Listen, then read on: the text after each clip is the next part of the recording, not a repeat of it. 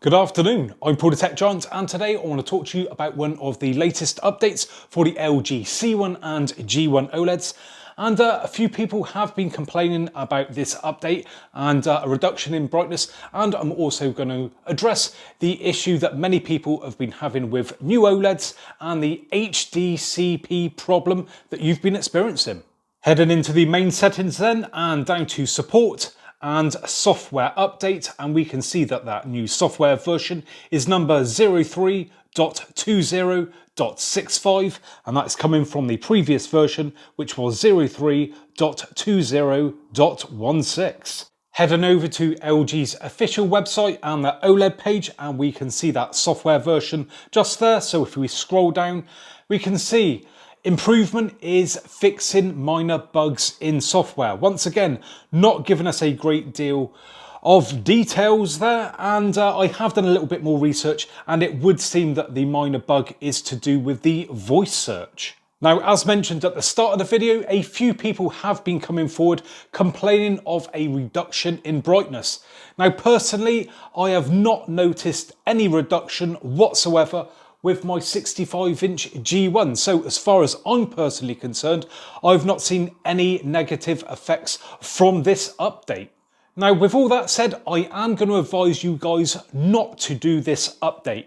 Reason being is that, you know, it could still affect some of you people out there with a reduction in brightness. So why take the risk? Especially when there is a new update just around the corner. I know for a fact that it's already rolling out here in the UK, which is to fix an issue that many people have been having with newer OLEDs that they've recently purchased that has had, a problem with HDCP. You'll know about that if you've got that problem.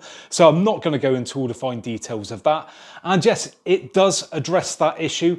And also people have been reporting that those who have experienced a reduction in brightness say that they are seeing that brightness return. So I would say, oh, the bloody fly.